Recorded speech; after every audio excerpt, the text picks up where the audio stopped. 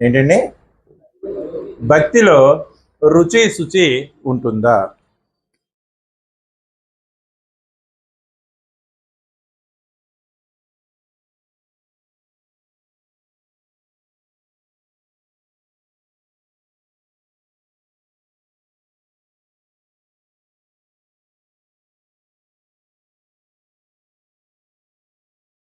భక్తిలో రుచి శుచి ఉంటుందా?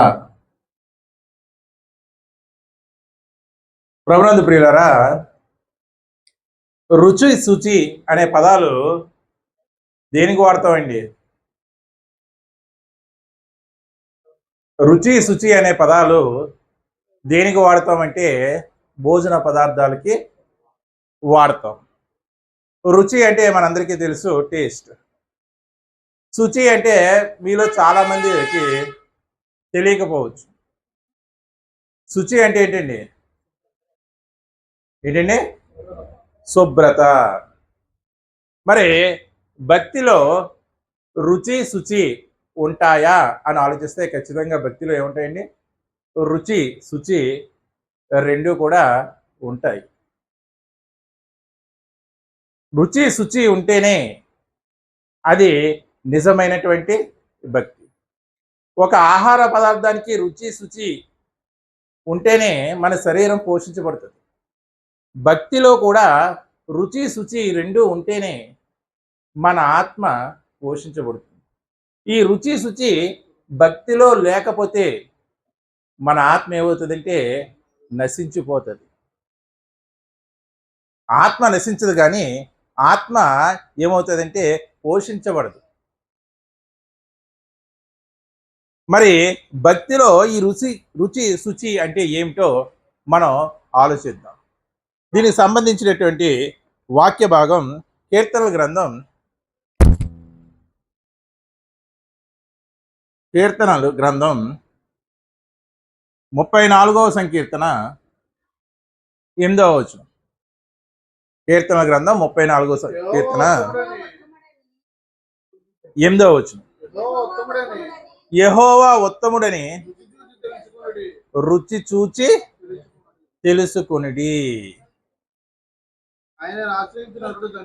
ఆయనను ఆశ్రయించినటువంటి నరుడు ధన్యుడు. ప్రభునందు ప్రియులరా, మనం సాధారణంగా వంటకాలని రుచి చూస్తాం, కూరల్ని రుచి చూస్తాం. రుచి చూసేటప్పుడు మనకి ఒక రుచే తెలుస్తూ ఉంటుందండి.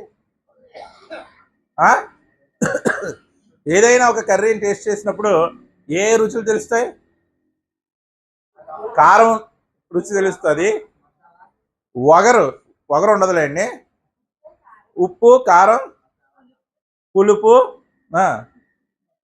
చేదైతే చేదు, ఇటువంటివన్నీ కూడా మనకు తెలుస్తాయి. అంటే ఒక పదార్థాన్ని రుచి చూస్తే ఆ పదార్థంలో ఎన్ని లక్షణాలు అయితే ఉన్నాయో అన్నీ కూడా మనకి తెలుస్తాయి. దేవుడు ఏమంటున్నాడంటే యెహోవా ఉత్తముడు అని రుచి చూచి తెలుసుకొనుడి. ఎటువంటి రుచో ఆయన ఇచ్చేసాడు. ఏంటండి? రుచి ఎటువంటిదో ఆయనే చెప్పేశాడు. ఆ రుచి ఏంటంట? ఉత్తముడు. ఏంటండి? ఉత్తముడు.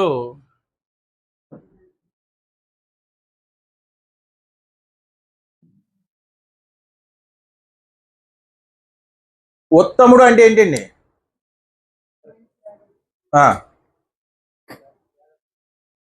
చెప్పాలండి. ఉత్తముడు అంటే ఏంటి?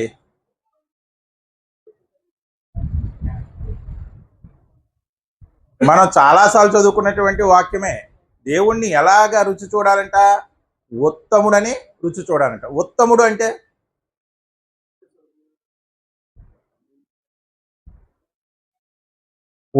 అంటే మనమందరూ కలిగినటువంటి అభిప్రాయం ఏంటంటే మంచివాడు, అంతే కదండి? అందరికీ తెలిసినటువంటి అభిప్రాయం ఏంటంటే మంచివాడు.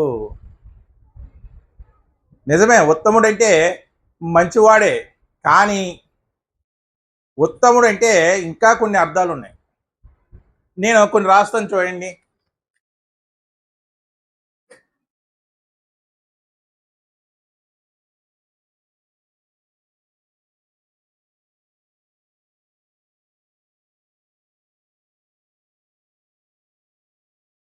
ఉత్తమ, మధ్యమ, అధమ అంటే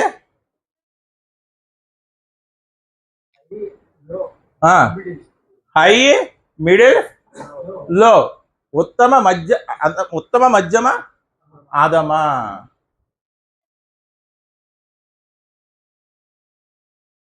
అంటే ఇప్పుడు ఉత్తముడు అంటే మనకి మంచివాడితో పాటు ఇంకో అర్థం ఏది గోచరిస్తుంది? గొప్పవాడు. ఏంటండి? ఉత్తముడు అంటే గొప్పవాడు, లేకపోతే అగ్రగణ్యుడు. ఏంటండి? అగ్రగణ్యుడు లేకపోతే గొప్పవాడు అని మనకి అర్థం వస్తుందా లేదా? ఉత్తముడికి ఉన్నటువంటి పర్యాయ పదాల్లో శ్రేష్ఠుడు, మంచివాడు, గొప్పవాడు, అగ్రగణ్యుడు కూడా. మరి యెహోవా ఎటువంటి వాడని రుచి చూడాలి మనం? ఉత్తముడని, గొప్పవాడని, అగ్రగణ్యుడని రుచి చూడాలి. అంటే భక్తిలో రుచి ఉందా లేదా? ఆయన రుచి చూచినప్పుడే మనది నిజమైనటువంటి భక్తి. ఆయన అగ్రగణ్యుడు, ఆయన గొప్పవాడు. దేనిలో గొప్పవాడు అని మనం తెలుసుకోవాలి. దేనిలో గొప్పవాడండి? దేనిలో అగ్రగణ్యుడండి? మంచివాడంటే మనందరికీ తెలుసు. మరి దేంట్లో అగ్రగణ్యుడు, దేంట్లో గొప్పవాడు? ఆయన క్వాలిటీస్ తెలిస్తే మనం ఆయన్ని కరెక్ట్గా రుచి ఎరిగినట్టు. అదే ఉత్తముడు, ఆయన యొక్క రుచి ఆయనే చెప్పేశాడు, ఆయన యొక్క లక్షణం ఆయనే చెప్పేశాడు. నేను ఉత్తముణ్ణి అని మీరు తెలుసుకోండి. ఎలాగా? రుచి చూసి. అంటే రుచిని ఫీల్ అవుతామా, చూస్తామా? మరి చూడమంటున్నాడు ఏంటి? వాక్యము ద్వారా. దేని ద్వారా అండి? వాక్యము ద్వారా. మరి ఆయన అగ్రగణ్యుడు, గొప్పవాడు అని మనకి వాక్యం ద్వారా ఎలా తెలుస్తుంది? ఏ లక్షణాలతో ఆయనను మనం తెలుసుకొని ఉండాలి అని ఆలోచిస్తే, ప్రభునందు ప్రియులరా, దేవునికి కొన్ని లక్షణాలు ఉన్నాయండి. ఆ లక్షణాలను మనం సంపూర్తిగా గుర్తెరిగితేనే ఆయనను రుచి చూచినట్టు. అర్థమైందండి? లేకపోతే స్మెల్ చూసి వదిలేసినట్టు. కొన్ని కూరలు ఏమవుతాయి? మంచి వాసన వస్తాయి. ఆ వాసన వచ్చేటువంటి కూరను మనం రుచి చూడకపోతే అది వ్యర్థం. అలాగే మనం దేవుణ్ణి రుచి చూడాలి అంటే ఖచ్చితంగా దేవుని యొక్క గుణ లక్షణాల్లో కొన్నిటిని మనం తెలుసుకోవాలి. ఏమిటి అవి అంటే చూడండి. ఒకటి,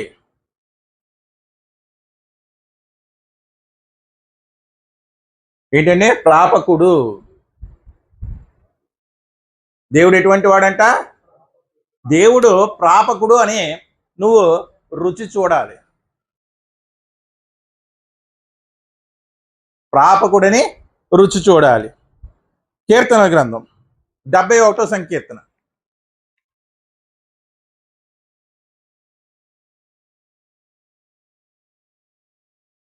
6వ వచనం.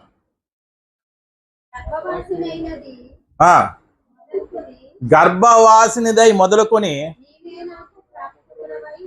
నీవే నాకు ప్రాపకుడవై యుంటివి. చాలండి. తల్లి గర్భం నుండి నన్ను ఉద్భవింపజేసిన వాడువు నీవే. అంటే దేవుడు ఎటువంటి లక్షణం కలిగి ఉన్నాడంటే ఆయన ప్రాపకుడు. అంటే ప్రాపకుడు అంటే ఏంటండి?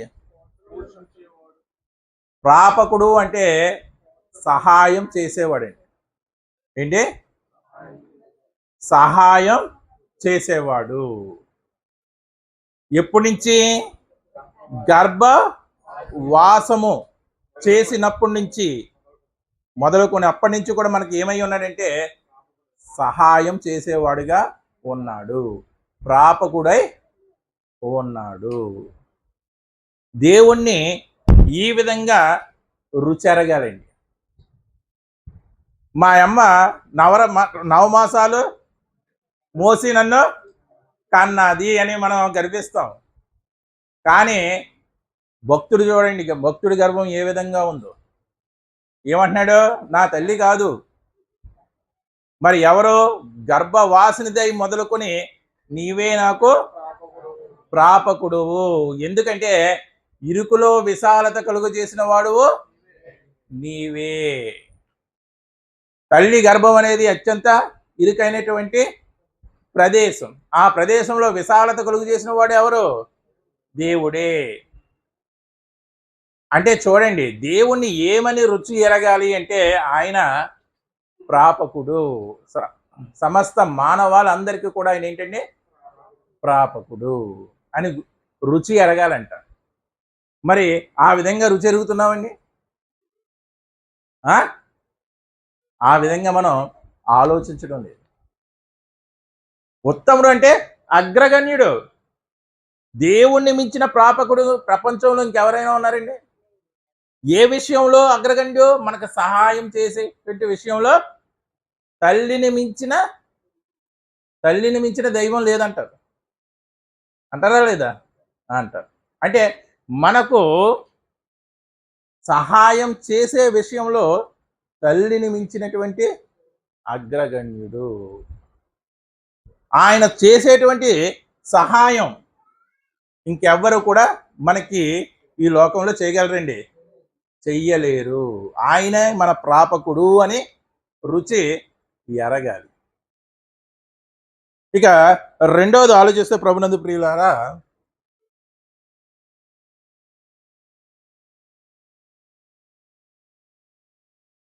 రక్షకుడు. ఏంటండి? రక్షకుడు. రక్షకుడు అంటే రక్షించే వాడిని ఏమంటామో రక్షకుడు అంటాం. మరి రక్షణ విషయంలో ఈయన అగ్రగణ్యుడా కాదా? అగ్రగణ్యుడా కాదా? దేవుడి కంటే గొప్పగా రక్షించేది ఏమైనా ఉందండి? ఐరన్ డోమ్ ఉందా? ఇజ్రాయిల్ వేసుకున్నారు కదా, ఆ ఐరన్ డోమ్ ఉందా? అది దేవుడి కన్నా గొప్పదా? లేకపోతే బంకర్లో దాక్కుంటున్నారు కదా ఇప్పుడు, అవి దేవుడి కన్నా? నేను దాగుచోటు ఎందుకన్నాడు కీర్తనాకారుడు? ఆయన ఇచ్చేటువంటి రక్షణ అంత గొప్పది.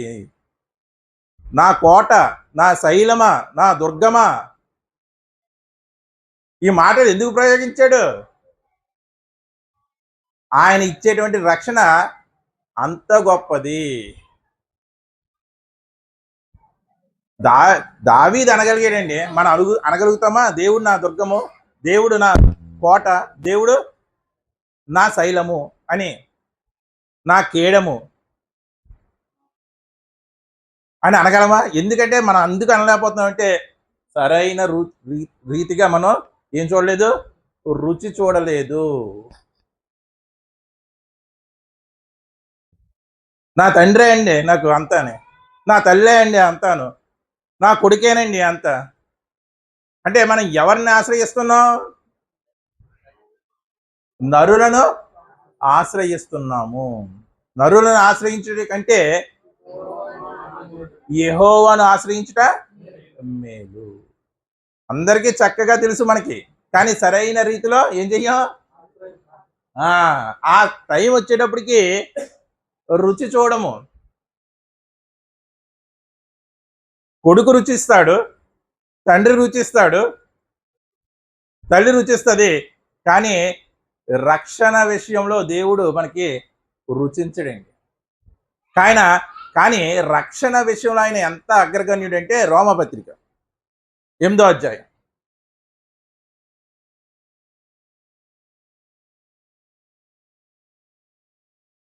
32వ వచనం.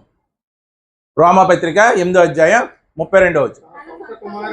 తన సొంత కుమారుణ్ణి అనుగ్రహించుటకు వెనుక తీయక మన అందరి కొరకు ఆయనను ఎవరికి అప్పగించాడు? పైనేమో అనుగ్రహించాడు అంటున్నాడు, కిందేమో ఒకసారి మళ్ళీ చదవండి. తన సొంత కుమారుణ్ణి అనుగ్రహించుటకు వెనుక తీయక. ఎందుకు అనుగ్రహించాడండి? మన అందరి రక్షణ కొరకు సొంత కుమారుణ్ణి అనుగ్రహించుటకు ఆయన ఏం చేయలేదు? వెనుదిరగలేదు, వెనుక తీయలేదు, సంకోచించలేదు, ఆలోచించలేదు. ఆయనను అప్పగించిన వాడు ఆయనతో పాటు సమస్తమును మనకు ఎందుకు? దేవుడు యేసుక్రీస్తు వారిని ఎవరికి అప్పగించాడు?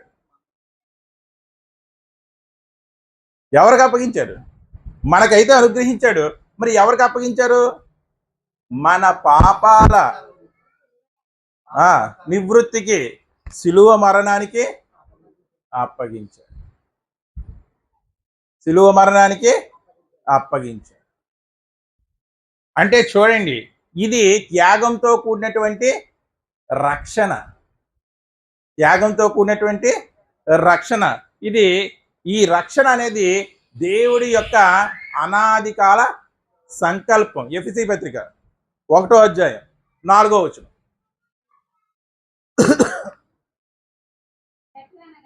ఎఫెసీ పత్రిక 1వ అధ్యాయం 4వ వచనం. ఎట్లనగా తన ప్రియుని యందు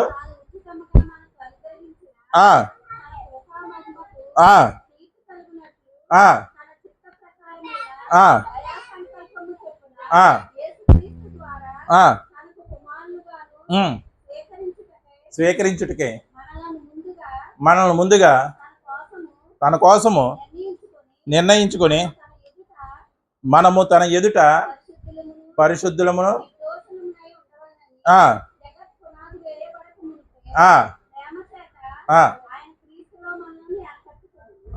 అంటే దేవుని యొక్క ప్రణాళిక ఎప్పుడుది?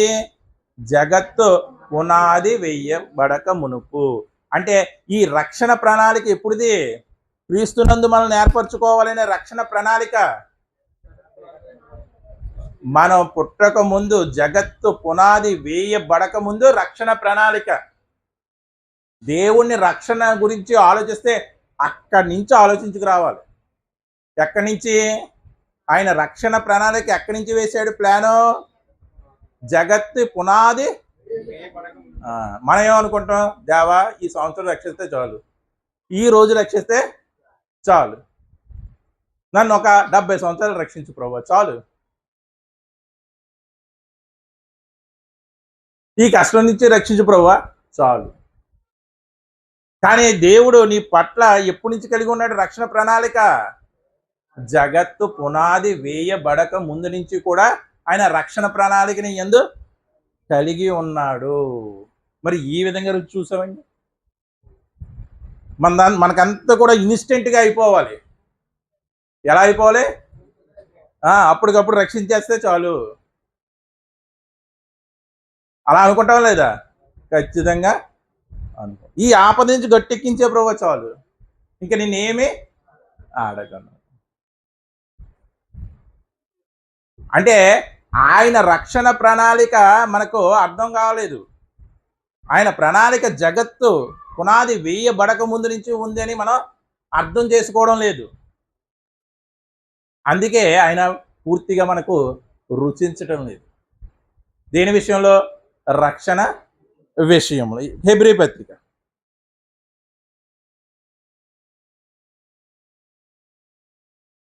12వ అధ్యాయం 9వ వచనం. హెబ్రీ పత్రిక 12వ అధ్యాయం 9వ వచనం. మరియు శరీర సంబంధమైన తండ్రులు ఆ మనకు ఏమై ఉన్నారండి? శిక్షకులై. ఆ పదాన్ని అండర్లైన్ చేయండి. శిక్షకులై ఉండిరి, వారి యందు భయభక్తుల కలిగి యుంటిమి. అట్లయితే ఆత్మలకు తండ్రి అయిన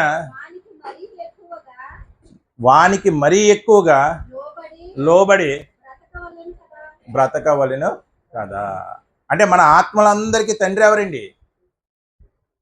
తండ్రి అయినటువంటి దేవుడు. భూలోక సంబంధమైనటువంటి తల్లిదండ్రులకే మనం భయపడుతున్నాం. మన ఆత్మలందరికీ తండ్రి అయినటువంటి ఆ దేవాది దేవునికి మనం ఏం అవ్వాలి? మరి ఎక్కువగా భయపడాలి. ఎందుకంటే ఆయనే మన ఆత్మను రక్షించగలిగేవాడు. ఆయన రక్షణ ప్రణాళిక జగత్తు పునాది వేయబడక ముందు నుంచి ఉంది. మరి కేవలం ఆత్మనే రక్షిస్తాడంటే శరీరాన్ని కూడా రక్షిస్తాడా లేదా? ఖచ్చితంగా రక్షిస్తాడు. మానవ శరీరంలో రోగ నిరోధక వ్యవస్థ అనేది ఉంది. దాన్ని పెట్టినవాడు ఎవరంటే దేవుడే. ఆ రోగ నిరోధక వ్యవస్థ లేకపోతే మనిషి జలుబు వచ్చినా చనిపోతాడు. ఏంటండి? జలుబు వచ్చినా చనిపోతాడు. చిన్న ఇన్ఫెక్షన్ వచ్చినా చనిపోతాడు. అంత గొప్ప రోగ నిరోధక వ్యవస్థ మన శరీరంలో పెట్టింది ఎవరు? దేవుడే. అంటే మన శరీరాన్ని రక్షించేవాడు, మన ఆత్మను కూడా రక్షించేవాడు. మన ఆత్మలందరికీ కూడా ఆయన తండ్రి. ఈ విధంగా రుచి ఎరగాలి. రక్షణ విషయంలో ఆయన సొంత కుమారుణ్ణి శిలువ యాగంలో బలి ఇవ్వడానికి ఆయన వెనుదిరగలేదు. దాంట్లో ఆయన ప్రేమ అనేది కనపడుతుంది. ఈ రక్షణ ఎటువంటిదంటే త్యాగంతో కూడుకున్నది, ప్రేమతో కూడుకున్నది. ఏమిటి ఆ త్యాగం అంటే? తన సొంత కుమారుణ్ణి మన కొరకు శిలువ మరణానికి అప్పగించాడు. ఎందుకు అంత త్యాగం అంటే, ఇదిగో మన మీద ఉన్నటువంటి ప్రేమ. అంటే ఆయన రక్షణలో ఇప్పుడు ఎన్ని కనపడుతున్నాయి మనకి? ఆ రక్షణ ప్రణాళిక అనేది అప్పటికప్పుడు వేసింది కాదు. జగత్తు పునాది వేయబడక ముందే ఉన్నది ఒకటి. ఆయన రక్షణ ప్రణాళికలో ఏముందంటే త్యాగం ఉంది. 2, ఆయన రక్షణ ప్రణాళికలో ఏముందంటే ఇదిగో మనుషుల మీద ప్రేమ అనేది ఉంది. రక్షణే కదండి, ఆయన రక్షకుడే కదండి అని మనం లైట్గా తీసుకుంటాం. ఇంత గొప్ప రక్షణను నిర్లక్ష్యం చేసిన ఎడల, ఇంత గొప్ప రక్షణను నువ్వు సరిగ్గా రుచి ఎరగకపోతే ఎలాగూ తప్పించుకుందుము. ఈ విధంగా రుచి ఎరుగుతున్నావండి దేవుడు.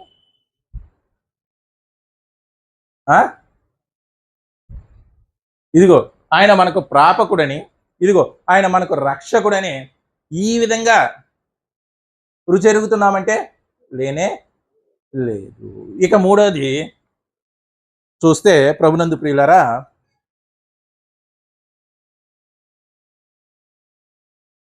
ఆయన శిక్షకుడు. ఏంటి?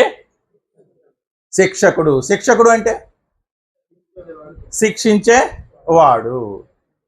దేవుడు శిక్షించేవాడండి. ఈ పదం చాలా మందికి నచ్చదండి. శిక్షించేవాడంటే చాలా మందికి నచ్చదు. ఎందుకు? ఆయన ఎప్పుడు కూడా మనకి ఏం చెయ్యాలి? మంచి చెయ్యాలి. మంచి చేయని వాడు దేవుడు ఎట్లా అవుతాడు అని అడుగుతారు. ఆయన ఎప్పుడు ఏం చేయాలి? నిన్ను శిక్షించకూడదు. ఎప్పుడు కూడా నిన్ను ఏం చేస్తూ ఉండాలి? రక్షిస్తూ ఉండాలి. అంటే నువ్వు ఆ విధంగా ఆలోచిస్తున్నావంటే నువ్వు దేవుణ్ణి సరైన పద్ధతిలో రుచెరిగావా? ఆయన ఉత్తముడు. దేనిలో ఉత్తముడు? దేంట్లో అగ్రగణ్యుడు అంటే ఇదిగో ప్రాపకుడు, సహాయం చేసేటువంటి విషయంలో అగ్రగణ్యుడు, రక్షణ విషయంలో ఆయన గొప్పవాడు. ఇదిగో శిక్షకుడు, శిక్షించే విషయంలో అగ్రగణ్యుడే. ఏమంటే దేవుడి కంటే భయంకరంగా శిక్షించే వాళ్ళు ఎవరన్నా ఉన్నారండి? ఎవరన్నా ఉన్నారండి? ఒక పట్టణం మీద, సొదొమ గొమొర్రా పట్టణాల మీద అగ్ని గంధకాలు కురిపించాడు. అంతకంటే గొప్పగా ఎవరైనా శిక్షించగలరా? పట్టణాన్ని ఏం చేశాడు? నాశనం చేసేశాడు. ఆయన శిక్ష అంటే మనకు కెట్టదు. ఎప్పుడు కూడా ఆయన ఇలాగే ఉండాలి. ఏంటి? ఆశీర్వాదం. ఆయన కొరడా పట్టుకున్నా, ఆయన న్యాయదండాన్ని పట్టుకున్నా మనకు నచ్చదు.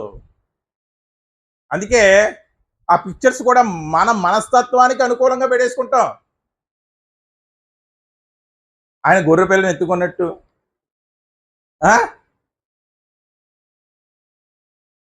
ఆయన దేవాలయం దగ్గర ఒక చోట ఆ బల్లలన్నీ కూడా ఎత్తేసి రోకలు మార్చేవారి మీద ఏం చేశాడు? కోపగించాడా లేదా? ఆ ఫోటో ఎక్కడ ఉండదు ఏంటండి? ఎప్పుడు గొర్రె పిల్ల ఎత్తుకున్నట్టు, ప్రభు బల్లలో ఆయన పాల్గొంటున్నట్టు, లేకపోతే ఇలాగున్నట్టు ఇవే ఉంటాయేంటి? అంటే మన మనస్తత్వానికి ఏదైతే అనుకూలమో అదే పెట్టేసుకున్నాం. దేవాలయంలో రోకలు మార్చే వాళ్ళ దగ్గర ఆయన ఇచ్చినటువంటి ట్రీట్మెంట్ ఒక చిత్రం రూపంలో పెట్టుకున్నాం. ఎప్పుడన్నా ఎక్కడన్నా చూసారా? ఎక్కడా చూడం. అంటే దేవుడు శిక్షించడం అంటే మనకి ఇష్టం ఉండదు. ఇప్పుడు కూడా ఇష్టం ఉండదు. కీర్తన గ్రంథం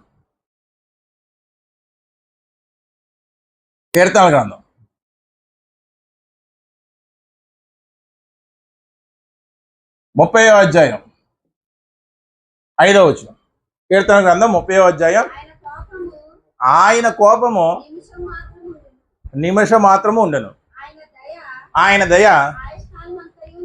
అదిగోండి, దేవుడు ఎంత గొప్పవాడో చూడండి. ఆయన కోపం ఎంత అంటే జస్ట్ నిమిషం ఉంటుందంట, కానీ ఆయన కృప, ఆయన దయ మన ఆయుష్కాలం అంతా కూడా ఉంటుంది. దేవుడు ఎంత ప్రేమమయుడో, ఎంత కరుణామయుడో చూడండి అనుకుంటాం. ఎంతసేపు ఉంటుందంటే ఆయన కోపం? నిమిషం మాత్రం. అంటే మనం ఏమని అర్థం చేసుకుంటామంటే నిమిషం మాత్రమే కదా. ఆయన కోపగించుకున్న ఏదో తక్కువ సమయం కోపగించుకుంటాడు, కానీ ఆయన ప్రేమ లేకపోతే ఆయన కృప ఆయుష్కాలం అంతా కూడా ఉంటుంది అని అర్థం చేసుకుంటాం. ప్రభునందు ప్రియులరా, దేవుని కోపం నిమిషం ఉంటే తట్టుకోగలమా? చెప్పండి, తట్టుకోగలమా? మనం ఆ వచనాన్ని అలా అర్థం చేసుకుంటాం. చదవండి ఒకసారి. ఆయన కోపము నిమిషం మాత్రం ఉండును, ఆయన దయ. అంటే ఈ వచనంలో కూడా మనం ఏం చేసుకుంటామంటే మన మనస్తత్వాన్ని బట్టి పాజిటివ్ యాంగిల్ని ఆలోచిస్తాం. నిజంగా దేవుని కోపం నిమిషం ఉంటే తట్టుకోగలమా? దేవుడు సృష్టించినటువంటి భూమి నెరలు విడిచి భూకంపం వస్తే, రెక్టర్ స్కేల్ మీద ఒక 8 వస్తే ఏమవుతుంది? అతలాకుతలం అయిపోతుంది. ఆ రిక్టర్ స్కేల్ మీద భూకంప తీవ్రత 8 రావడానికి అది కదిలే సమయం అంతా తెలుసా? 3-4 సెకండ్లు. అర్థమైందండి? ఆ రిక్టర్ స్కేల్ మీద 8 రావడానికి భూమి కదిలేటువంటి సమయం ఎంత తెలుసా? ఎంత? 3-4 నిమిషాలు, లేకపోతే సెకండ్లు, లేకపోతే 5-6 సెకండ్లు భూమి కంపించింది అంటాడు. ఎప్పుడు సెకండ్లోనే చెప్తాడు. మీరు గమనించారో లేదో? ఆయన ద్వారా సృష్టించబడినటువంటి భూమి ఒక 5-6 సెకండ్లు అంత విధ్వంసం చేస్తుంటే ఆయనకి నిమిషం టైం ఇచ్చి చూడండి. ఆయన కోపం నిమిషం ఉంది అంటే మీరు ఏదో తేలికగా తీసుకుంటున్నారు ఆ నిమిషాన్ని. ఆయనకి నిమిషం టైం ఇస్తే ఏమవుతుంది?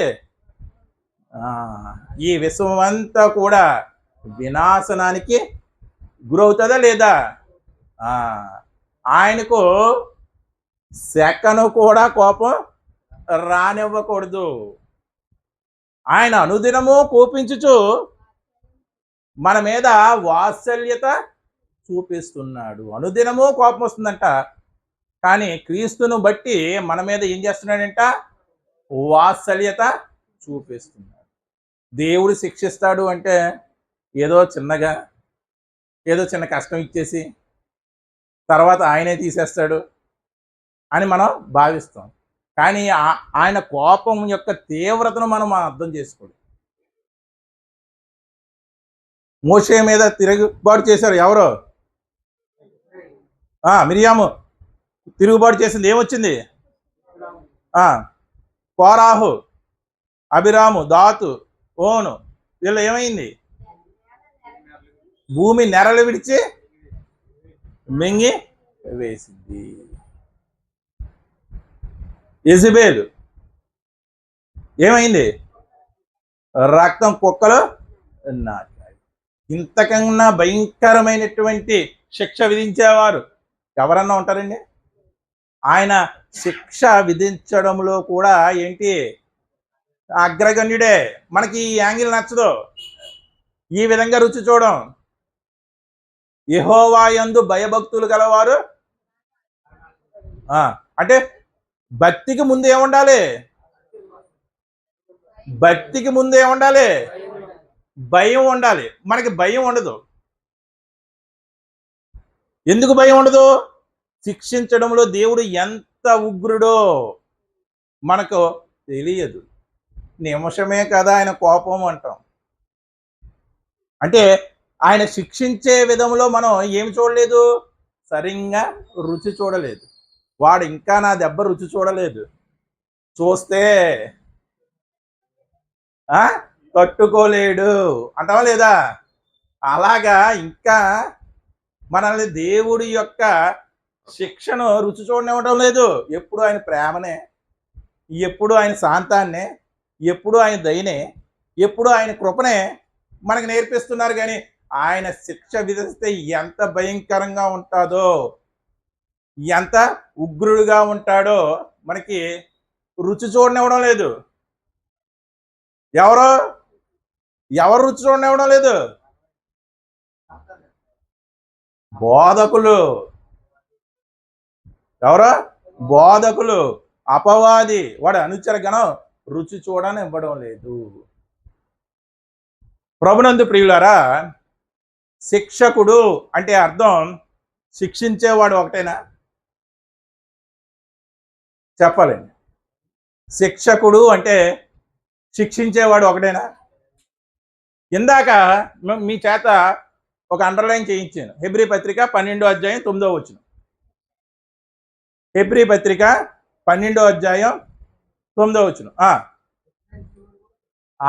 శిక్షణ ఇచ్చేవాడు కూడా శిక్షకుడే. అంటే మన శిక్షకుడు అంటే కేవలం శిక్షించేవాడినే శిక్షకుడు అంటాం. కానీ శిక్షణ ఇచ్చేవాడు కూడా శిక్షకుడే. ట్రైనర్. ఎవరండి శిక్షకుడు అంటే? ట్రైనర్. అసలుకి శిక్షకుడు అంటే ఎవరిని అంటామంటే ఒక న్యాయాధిపతి. ఎందుకంటే శిక్ష విధించేవాడు ఆయనే. ఒక రాజుని శిక్షకుడు అనొచ్చు, ఎందుకంటే శిక్ష విధించేవాడు రాజే కాబట్టి. అంటే శిక్షకుడు అనే పదంలో రెండు అర్థాలు ఉన్నాయి. ఒకటి ఏంటంటే శిక్ష విధించేవాడని, రెండోది శిక్షణ ఇచ్చేవాడని. చదవండి ఒకసారి 12వ అధ్యాయం 9వ వచనం. మరియు శరీర సంబంధమైనటువంటి తండ్రులు అంటే శిక్షకులై ఉండిరంటే మనం శిక్షిస్తున్నారనా? మనకి నేర్పుతున్నారు, మనకి ట్రైనింగ్ ఇస్తున్నారు.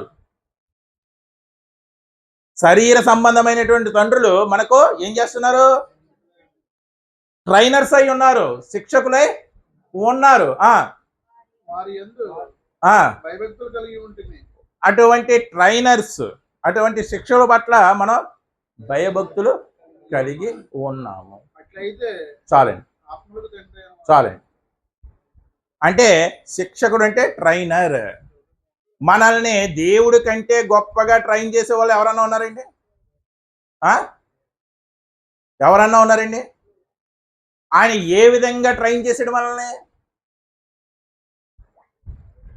ఏ విధంగా ఆయన ట్రైన్ చేశాడు అంటే, ఇక్కడ శిక్షకుడు అంటే ఏ విధంగా ఆలోచించాలంటే, శిక్షించేవాడు, మనకి తర్ఫీదు ఇచ్చేవాడు అని ఏ విధంగా మనకు తర్ఫీదు ఇస్తున్నాడు. యోబు గ్రంథం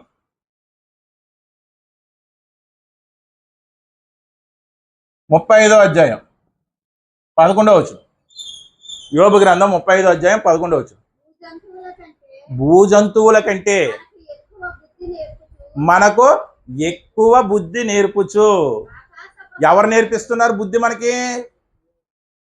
ఎవరు నేర్పిస్తున్నారండి? మనం అనుకుంటాము స్కూల్లో టీచర్ నేర్పిస్తున్నారు, ఇంటి దగ్గర తల్లిదండ్రులు నేర్పిస్తున్నారు అనుకుంటాం. తల్లిదండ్రులకైనా, స్కూల్లో టీచర్స్కైనా, కళాశాలలో అధ్యాపకులకైనా, యూనివర్సిటీలో ప్రొఫెసర్లకైనా జ్ఞానాన్ని, బుద్ధిని ఎవరు నేర్పిస్తున్నారు? దేవుడే. చదవండి. ఆకాశ పక్షుల కంటే, భూజంతువుల కంటే మనకు ఎక్కువ బుద్ధి నేర్పుచు. ఆకాశ పక్షుల కంటే అదిగోండి బుద్ధి జ్ఞానం కలుగు చేస్తున్నాడంట. నన్ను సృజించినటువంటి దేవుడు ఎక్కడ ఉన్నాడని అలా అనుకునుచున్న వారు ఎవ్వరూ లేరు. దేవుడు నాకు భూజంతువుల కంటే ఎక్కువ బుద్ధి ఇచ్చాడు, ఆకాశ పక్షుల కంటే ఎక్కువ జ్ఞానం ఇచ్చాడు. ఆయన ఎక్కడున్నాడు అని అనుకునేవారే లేరంట. అంటే అలా దాని అర్థం ఏంటి? ఆయనను సరిగ్గా రుచి చూసేవారే లేరు. శిక్షకుడు అంటే చూడండి ఎంత గొప్ప శిక్షణ. ఈ భూమి మీద ఉన్నటువంటి సకల ప్రాణుల కంటే బుద్ధిలోని, జ్ఞానంలోని ఎవరు ఎక్కువ? మానవుడే ఎక్కువ. అంత గొప్ప శిక్షణ మనకి ఇచ్చాడు. అంత గొప్ప శిక్షణ మనకి ఇచ్చాడు. కానీ ఆయన ఎక్కడున్నాడు అని ఈరోజు వెతుకుతున్నామంటే లేనే లేదు. మరి ఈ విధంగా రుచి చూసామండి. శిక్షకుడు అంటే శిక్షించేవాడని, శిక్షకుడు అంటే మనల్ని ట్రైన్ చేసేవాడిని, తర్ఫీదు ఇచ్చేవాడని రుచి చూస్తున్నామా? ఈ విధంగా రుచి చూస్తున్నామంటే లేదండి. యెహోవా ఉత్తముడని రుచి చూచి తెలుసుకునుడి. ఉత్తముడంటే గొప్పవాడు. ఎంతటి గొప్పవాడో చూడండి, ఎంతటి అగ్రగణ్యుడో చూడండి, ఎంత మంచివాడో చూడండి. అంటే మనం ఆ మంచివాడు అనే పదాన్ని ఒకటే తీసుకుంటాము. కానీ కొంతమందికి కారం ఇష్టం, కొంతమందికి తీపి ఇష్టం, కొంతమందికి చేదు ఇష్టం, కొంతమందికి ఒగరిష్టం. ఎవరి ఇష్టం వచ్చినట్టు వాళ్ళు ఆ రుచిని ఆస్వాదిస్తారు. కానీ దేవుడు అనేవాడు అన్ని రుచుల సమ్మేళనము. అందుకే ఆయన ఎవరికీ రుచించడం లేదు. నాకు దేవుళ్ళ ప్రేమే ఇష్టమండి, నాకు దేవుళ్ళ కృపే ఇష్టమండి, నాకు కనికరం అనే రుచే ఇష్టమండి, నాకు ఆశీర్వాదం అనే రుచే ఇష్టమండి. మరి ఒక రకమైనటువంటి ఫుడ్డే రోజు తిన్నామంటే, బంగాళదుంప ఇష్టమని బంగాళదుంపే తిన్నామంటే ఏమవుతుంది? శరీరానికి కావలసినటువంటి పోషకాలు అందుతాయా? మరి దేవుళ్ళో నీకు ప్రేమ ఇష్టమని నువ్వు చనిపోయేంత వరకు ఆ యాంగిల్లోనే దేవుడిని చూస్తే ఆయన్ని రుచి ఎరిగిన వాడువు కాదు. అన్ని రుచుల సమ్మేళతం ఎవరు? దేవుడు. అందుకే నన్ను ఒక్కసారి సరిగ్గా రుచి చూడండి అంటున్నాడు. ఇంకా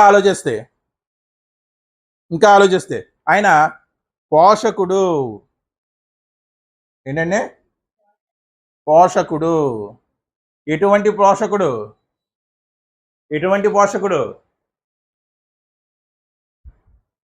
మన శరీరాన్ని పోషిస్తున్నాడు, మన ఆత్మను క్రీస్తు అనే వాక్యము ద్వారా, వాక్యం యొక్క మరో రూపం ఏంటి? క్రీస్తు.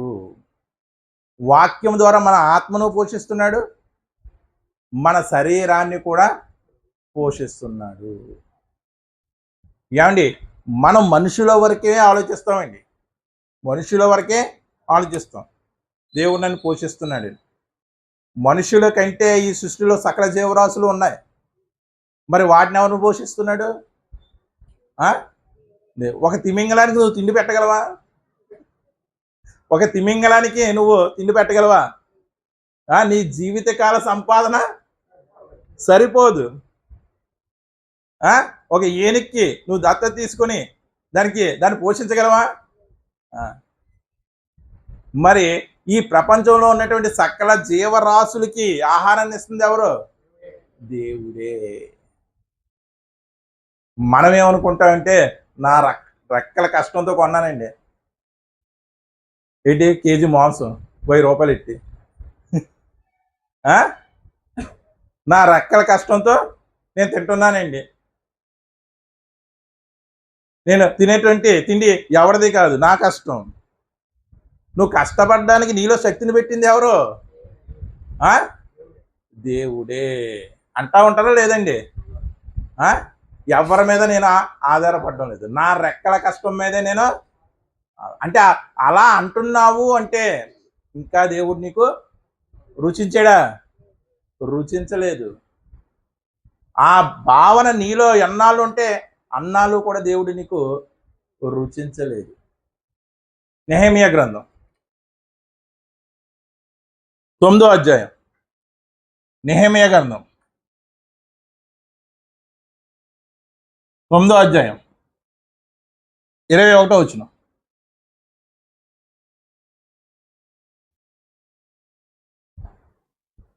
చూసి తీయడానికి టైం పడుతుందేమో. నెహెమియా గ్రంథం 9వ అధ్యాయం 21వ వచనం. నిజముగా అరణ్యములో ఏమీయూ తక్కువ కాకుండా 40 సంవత్సరములు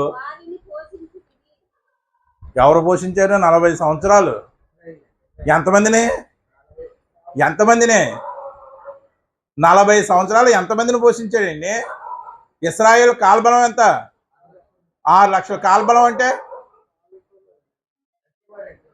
కాలుతో నడిచేవాడు. కాల్బలం అంటే కాలుతో నడిచేవాడండి. యుద్ధానికి యోగ్యులైనటువంటి వారు 20 సంవత్సరాలు పైన ఉన్నవారు, యువకులు. కాల్బలం అంటే వాళ్ళు ఎంతమంది అంట? 6 లక్షల మంది. అంటే వాళ్ళ కుటుంబాలు ఎంతమంది లెక్కేశారు? 36 లక్షల మంది. పోనీ ఇవే సరిపోతాయో? 36 లక్షల మందికి ఒక రోజు భోజనం పెట్టాలి అంటే 1000 మందిని ఫంక్షన్ పిలిస్తేనే అతలాకొతలో అయిపోతాం. 36 లక్షల మందికి ఒక్క పూట భోజనం పెట్టాలంటే ఎంత కష్టం అండి. పోనీ 36 లక్షల మందేనా?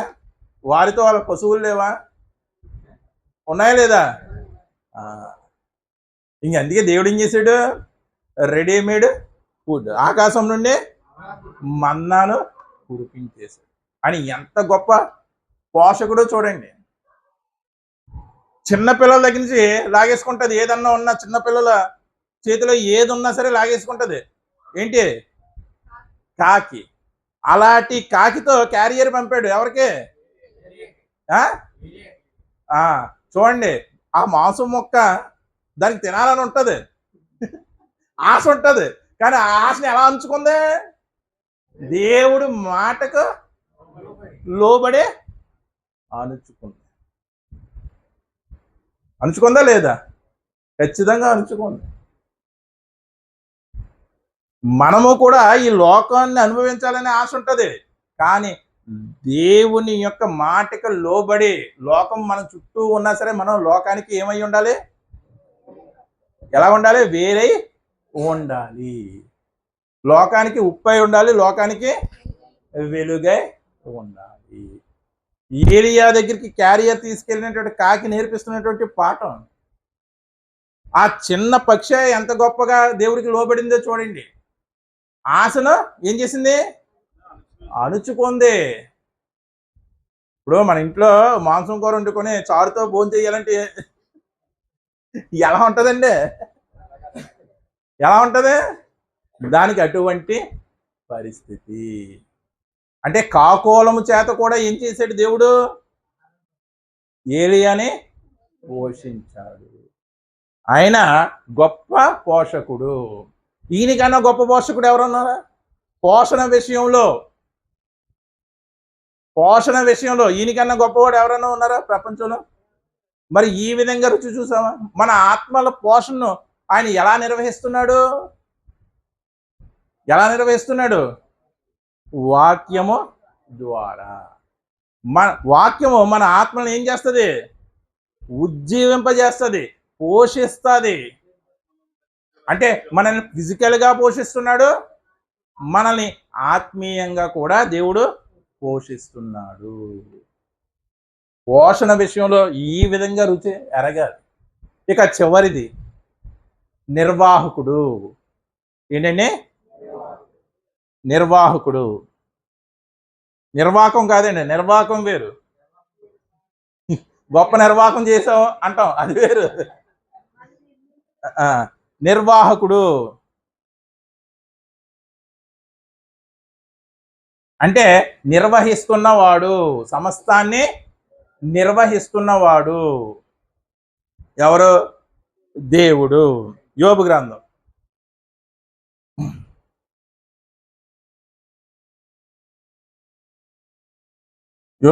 38వ అధ్యాయం 33వ వచనం. ఆయన ఎంత గొప్ప అడ్మినిస్ట్రేటరో, ఎంత గొప్ప నిర్వాహకుడో చూడండి. ఆకాశ మండలపు కట్టడలు నువ్వు ఎరుగుదువా. ఆకాశ మండలానికి కట్టడలు ఉన్నాయంట. ఏమిటి ఆ కట్టడలు? ఆకాశ మండలానికి ఉన్నటువంటి కట్టడలు ఏంటండి? ఆకాశంలో అండి కొన్ని కోట్ల 2 లక్షల ట్రిలియన్ల గెలాక్సీలు ఉన్నాయంట. ఎన్ని? 2 లక్షల ట్రిలియన్ల గెలాక్సీలు ఉన్నాయంట. గెలాక్సీ అంటే పాలపుంత. పాలపుంత అంటే సూర్యుడు, కొన్ని గ్రహాలు, ఆ గ్రహాల చుట్టూ కొన్ని ఉపగ్రహాలు కలిపితే ఒక పాలపుంత. ఇలాంటి పాలపుంతలు 2 లక్షల ట్రిలియన్లు ఉన్నాయంట. ఎన్ని ఉన్నాయి? 2 లక్షల ట్రిలియన్లు ఉన్నాయి. మన సూర్యుడే ఒక నక్షత్రం అనుకుంటాం. ఇలాంటి సూర్యులు కోట్ల కొలది ఉన్నాయి. మన పాలపుంతలో, మన మిల్కీ వేలో సూర్యుడు ఒక నక్షత్రం. వీటన్నిటికీ కట్టడ విధించాడంట. ఏమిటి ఆ కట్టడంటే? వాటి క్రమాన్ని నిర్మించాడు దేవుడు. అంటే వాటి కక్షల్లో వాటిని ఏం చేస్తున్నాడు? తిప్పుతున్నాడు. ఆకాశ మండలపు కట్టడలో నీవు ఎరుగుదువా? వాటికి భూమి మీద కలిగిన ప్రభుత్వమును నువ్వు స్థాపించగలవా? 2 లక్షల ట్రిలియన్ల గెలాక్సీ వ్యవస్థ, పాలపుంత వ్యవస్థ ఏదైతే ఉందో దాని అంతటికి రిమోట్ కంట్రోల్ ప్రభుత్వము. ప్రభుత్వం అంటే ఏంటండి? శాసించేది, పాలించేది, నిర్వహించేది. అంటే ఈ విశ్వంలో ఉన్నటువంటి అన్ని గెలాక్సీలకి ప్రభుత్వం ఎక్కడుంది? భూమి మీద ఉంది. భూమి మీద ఉందండి. మళ్ళీ చదవండి ఒకసారి. దానికి భూమి మీద ప్రభుత్వము నువ్వు స్థాపించగలవా? దేవుడు స్థాపించాడండి. భూమి మీద ఎందుకు దేవుడు స్థాపించాడు దానికి ప్రభుత్వము? అండ్ ఫుట్బాల్ స్టేడియం చూసారు ఎప్పుడన్నా? రీసెంట్గా జరిగింది కదా. ఎంతమంది ఉంటారు? ఎంతమంది ఉంటారు ఫుట్బాల్ స్టేడియంలో? లక్షల్లోనే ఉంటారు. చూడడానికి ప్లేయర్స్ కాదండి, లక్షల్లోనే ఉంటారు. ఆ లక్షల మంది చూపు దేని మీద దేని మీద ఉంటది? బంతి మీదే ఉంటది. ఒక 12 అంగుళాల లేక 8 అంగుళాల వ్యాసార్థం గల ఆ బంతి మీదే ఉంటది, కొన్ని లక్షల చూపు. అలాగే విశ్వంలో అన్ని గెలాక్సీలు ఉన్నా సరే దేవుడి చూపు దేని మీదే ఉంది? భూమి మీదే ఉంది. ఎందుకు? భూమి మీద దేవునికి ఇష్టమైనటువంటి తన ప్రజలు ఉన్నారు. ఈ ప్రజల కొరకే దీన్నంతటిని, సకల విశ్వాన్ని సృష్టించాడు. లేకపోతే గ్రహాంతవాసుల గురించి సృష్టించాడా? వేరే గ్రహాల్లో గ్రహాంతర వాసులు ఉన్నారని చెప్తున్నారు కదా, వాళ్ళ కోసం సృష్టించాడా? బైబిల్ ఏం చెప్తుంది? భూమి మాత్రమే మనుషులకు నివాస యోగ్యమైనది. ఆయన చూపు, ఆయన దృష్టి, ఆయన ధ్యాస దేని మీద ఉందంటే ఇదిగోండి భూమి మీదే ఉంది. ఎందుకంటే తనకు ప్రియులు, తనకి ఇష్టమైనటువంటి వారు ఎక్కడ ఉన్నారంటే భూమి మీదే ఉన్నారు. వీరి కోసమే ఈ సకల సృష్టిని సృష్టించాడు. వీరే లేకపోతే ఏమవుతుంది? సకల సృష్టి యేసుక్రీస్తు రెండో రాకడలో ఏమవుతుంది? పంచభూతములు మిక్కిలి వేండ్రంతో, అంటే క్రీస్తు రాకడ జరిగితే భూమి మీదకి మొత్తం గెలాక్సీలన్నీ కూడా ఏమవుతాయి? లైవ్ అయిపోతాయి. లైవ్ అయిపోతాయి లేదా? అంటే ఆకాశ మండలపు కట్టడలకు ఎక్కడున్నాయి? భూమి మీదే ఉంది. దానికి ప్రభుత్వం ఎక్కడుంది? దానికి రిమోట్ కంట్రోల్ ఎవరు? మనిషే. మనిషి కోసమే అది సృష్టించబడినవి. మనిషి కోసమే అవి సృష్టించబడ్డాయి. అంటే మన కోసం ఎంత గొప్ప సృష్టిని చేశాడో చూడండి. సర్వ సృష్టికి ప్రభుత్వాన్ని ఎక్కడ పెట్టాడు? భూమి మీద పెట్టాడు.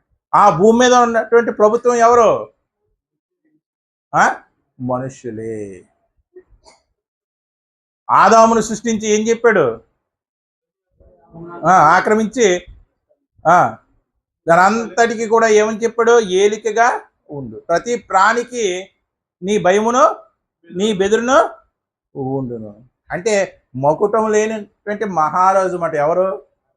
మనిషి. ఎవరండి? మనిషి. అంటే ఎంత గొప్ప నిర్వాహకుడో చూడండి. మన కోసం ఎంత గొప్ప విశ్వాన్ని నిర్వహిస్తున్నాడు. ఒక చిన్న భూగోళం కోసం ఎంత గొప్ప వ్యవస్థ ఎందుకండి అని మనకు డౌట్ రావచ్చు. ఎందుకో అనేది మనం తర్వాత పాఠంలో, అంటే వచ్చే వారం కాదు కానీ ఎప్పుడైనా చెప్పుకోవచ్చు. అంటే దేవుణ్ణి ఏ విధంగా రుచి చూడాలి? ఇదిగో ఆయన ప్రాపకుడని రుచి చూడాలి, ఆయన రక్షకుడని రుచి చూడాలి, ఆయన శిక్షకుడని రుచి చూడాలి, ఆయన పోషకుడని రుచి చూడాలి, ఆయన నిర్వాహకుడని రుచి చూడాలి. మరి రుచి ఉంది, శుచి ఇది ఉండాలా భక్తిలో. ఉత్తముడని రుచి చూస్తేనే నీకు రుచి ఉంటేనే శుచి వస్తుంది. బయట రాదు, అలాగా బయట రాదు. ఈయన ఇంత గొప్ప ఉత్తముడు, ఇంత గొప్ప అగ్రగణ్యుడు అని తెలిస్తేనే నీకేమొస్తుంది? శుచి వస్తుంది. శుచికున్నటువంటి అనేక అర్థాల్లో పరిశుభ్రత ఒకటే కాదు, పరిశుద్ధత అనేది కూడా ఒక అర్థం. పరిశుద్ధత అనేది కూడా ఒక అర్థం. నిర్గమాకాండం అంతా కూడా దేవుడు ఏం చెప్తాడంటే, నేను పరిశుద్ధుడై ఉన్నట్టు మీరును పరిశుద్ధులై ఉండండి. అంటే దేవుడికి ఉన్నటువంటి మరో క్వాలిటీ ఏంటి? పరిశుద్ధత, శుచి. ఈ విధంగా నన్ను రుచి చూడండి, నేను ఎంత ఉత్తమున్నో, ఎంత అగ్రగణ్యున్నో మీరు గ్రహించండి. కానీ ఈరోజు దేవుని ప్లేస్లో ఏం పెట్టేస్తాం మనం? దేవుడి ప్లేస్లో ఏం పెట్టేస్తామండి? ధనాన్ని పెట్టేస్తాం. ఆ పరమాత్ముని ఎక్కడ తీసుకొచ్చాం? పైసామే అంటే ఆయనేమో భూమి నా పాదపేటం, నా సింహాసనం, భూమాకాశములను పట్టలేని వాడని నేను. నువ్వెక్కడ తీసుకొచ్చేసావు? పైసామే అంటే డబ్బులోనే. అంటే ఆయన కంప్రెస్ చేస్తావు నువ్వు.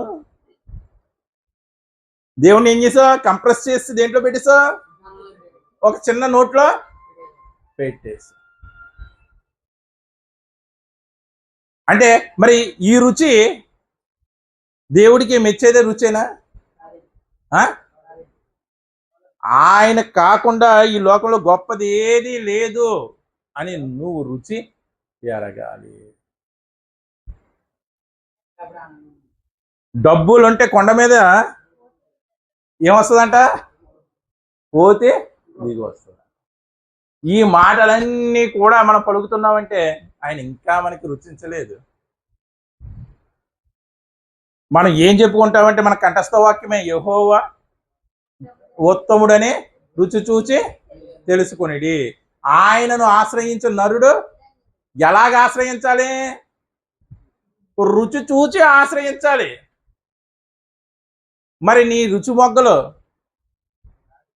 నాశనం చేసేసాడు ఎవరో. ఏం చేస్తాడు? టేస్టింగ్ బర్డ్స్ ఏమైపోయినాయి? చచ్చిపోయినాయి. మరి ఏ పేస్ట్ వాడితే మళ్ళీ ఆ టేస్టింగ్ బర్డ్స్కి టేస్ట్ వస్తుంది? స్వచ్ఛమనే వాక్యం అనే చూర్ణాన్ని వాడితే చనిపోయినటువంటి ఆ రుచి మొగ్గలకి జీవం వచ్చి యెహోవా ఉత్తముడని రుచి హిప్నాటిజం చేస్తారు చూసారా? స్టేజ్ మీదకి రప్పించి ఏం చేస్తారంటే పచ్చిమిరపకాయలను కొరికిస్తారు. ఎప్పుడైనా చూసారా లేదు? పర పర పర ఏదో చెరుగ్గా నవ్వినట్టుగా నవ్వులేస్తారు. వాళ్ళకి ఏం తెలియదు, ఏమీ తెలియదు. ఎలాగా చేయగలిగాడు? మన మైండ్ సెట్ని మార్చేసాడు. హిప్నాటిజం చేసి ఏం చేశాడు? మన మైండ్ సెట్ని మార్చేసాడు. ఏమండి, మామూలుగా ఉన్నప్పుడు మీరు మిరపకాయ తినండి, గెంతులేస్తారు. కోపంలో ఉన్నప్పుడు చూడండి, తినండి, ఆ కోపంలో మనం పట్టించుకోం. అలాగా మన మైండ్ సెట్ వేరే దాని మీదకి డైవర్ట్ అయితే మనకి టేస్ట్ తెలియదండి. మనకి టేస్ట్ తెలియదు. అలాగ మన అందరినీ హిప్నాటిజం చేస్తుంది ఎవరు? ఏ విధంగా హిప్నాటిజం చేస్తున్నాడు? దేవుడు రుచి మనకి తెలియనివ్వడం లేదు. ఆయన ఎంత అగ్రగణ్యుడో, ఎంత ఉత్తముడో, ఎంత మంచివాడో, ఎంత గొప్పవాడో, ఎంత శ్రేష్ఠుడో తెలియనివ్వడం లేనే లేదు. మన భక్తిలో రుచి ఉండదు, శుచి ఉండదు. దేవునికి ఉంది రుచి, శుచి ఉందా లేదా? ఉంది కాబట్టి ఆయన నన్ను రుచి చూడండి అన్నాడు. శుచి, పరిశుద్ధత ఉంది. మరి మనం భక్తిలో ఏది? మరి మన భక్తే కదా లోకానికి ఆదర్శం. వారు కూడా ఏం చూస్తారు? మన భక్తిలో రుచి చూస్తారు. మరి దేవుడు మీరు లోకానికి ఉప్పు అయి ఉండండి అని ఎందుకు అన్నాడు? ఏ పదార్థానికైనా సరే రుచినిచ్చేది ఏంటి? ఉప్పే. మనం నిస్సారమైనటువంటి ఉప్పుగా మారిపోయాం. సారవంతమైనటువంటి ఉప్పుగా. మీ టూత్పేస్ట్లో, నీ భక్తిలో టూత్పేస్ట్లో కాదు ఉప్పు ఉండవలసింది. దేంట్లో ఉండాలి? భక్తిలో ఉండాలి. ఎక్కడ ఉండాలి ఉప్పు? అంటే ఉప్పు యొక్క లక్షణం నువ్వు ప్రపంచానికి ఒక రుచిగా ఉండాలి. దేవుడు ప్రపంచానికి ఏమై ఉన్నాడంటే గొప్ప రుచి ఉన్నాడు. ఇది ఏ విషయాల్లో అంటే ఆయన అగ్రగణ్యుడు. ఆయన రుచి ఏంటంటే ఉత్తమత్వం. ఏంటంటే ఆయన రుచి ఉత్తమత్వం, అగ్రగణ్యుడు, గొప్పవాడు, శ్రేష్ఠుడు. ఏ విషయాలంటే ఈ విషయాల్లోనే. ఇంకా ఈ విషయాల కంటే గొప్ప విషయాలు ఏమో ఉన్నాయండి? రక్షణ వచ్చేసిందా? పోషణ వచ్చేసిందా? శిక్షణ వచ్చేసిందా? శిక్ష వచ్చేసిందా? సహాయం వచ్చేసిందా? నిర్వహణ వచ్చేసిందా? మరి ఈ విధంగా దేవుణ్ణి పరిచయం చేశారా? ఈ విధంగా దేవుడి యొక్క రుచి ఉంటుంది అని చెప్పారా? అందుకే దేవుడు నేను ఉత్తముణ్ణి అని మీరు రుచి చూసి తెలుసుకొనిడి. మరి ఇప్పుడు నుంచి ఏం చేయాలి? ఆయన ఎంత గొప్పవాడో రుచి ఎరగాలి. అంటే భక్తిలో రుచి శుచి ఉంటుందా లేదా? ఉంటుందా లేదా? ఖచ్చితంగా ఉంటుంది. నీ భక్తిలో రుచి శుచే ప్రపంచానికి ఆదర్శం. పౌలు భక్తిలో రుచి శుచి ఉందా? ఎలా చెప్పగలం? నేను క్రీస్తుని పోలి నడుచుకుంటున్నాను, నా భక్తిలో రుచి ఉంది, నా భక్తిలో శుచి ఉంది. మీరు నన్ను పోలి నడుచుకోండి, నా భక్తిలో ఉన్నటువంటి రుచిని చూడండి. ఏంటి పౌలు భక్తిలో ఉన్నటువంటి రుచి? దేనినైనా సరే పెంటగా ఎంచుకునేటువంటి గొప్ప లక్షణమైనటువంటి రుచి. శుచి ఉందా? పరిశుద్ధత ఉందా లేదా? నేను బోధించిన తర్వాత నేను భ్రష్టుడిని అయిపోతానని నా శరీరమును ఏం చేస్తున్నాడు? నలగొట్టుకుంటున్నాడు. అంటే పరిశుద్ధతను ప్రాక్టీస్ చేస్తున్నాడు. నేను బోధించి ఒకవేళ భ్రష్టుడిని అయిపోతానని అనుదినం ఏం చేస్తున్నాడు? తన శరీరాన్ని నలగొట్టుకుంటున్నాడు. అంటే పౌలు భక్తిలో కూడా ఏముంది? రుచి శుచి ఉంది. మరి మన భక్తిలో ఏది? ఈ చిన్న పాపమే కదా చేసేచ్చు, ఈ చిన్న అబద్ధమే కదా ఆడేచ్చు అని బరి తెగించేసామంటే మనం దేవుణ్ణి సరైన పద్ధతిలో రుచి చూచిన వారము కాదు. నీ టేస్టింగ్ బర్డ్స్, రుచి మొగ్గలు ఎప్పుడో చచ్చిపోయాయి. బైబిల్ చెబుతుంది రుచి దేన్ని చూస్తుంది? ఏది చూస్తుందంట? రుచి అంగిటి చూస్తుందంట. అంగిలి అంగిలి ఆహారం రుచి చూచినట్లు, రుచి మొగ్గలే కాదు అంగిలి కూడా ఏం చేస్తుందంట? నీ అంగిలాడు ఎప్పుడో మింగేసి, నీ అంగిలి వాడితో మింగిలైపోయింది. ఏంటే నీ అంగిలి ఏమైంది? వాడితో మింగిలైపోయింది. అందుకే నీకు రుచి తెలియడం లేదు. ఎప్పుడు ఆ సప్పటి కూడు తింటూ ఇదే గొప్పది, ఇదే గొప్పది, ఇదే గొప్పది అని నువ్వు అనుకుంటున్నావు, కానీ దేవుడి యొక్క గొప్పతనాన్ని నువ్వు గుర్తి ఎరగలేకపోతున్నావు. అందుకే యెహోవా ఉత్తముడని రుచి చూచి తెలుసుకునేది. ప్రార్థన చేసుకుంటాం.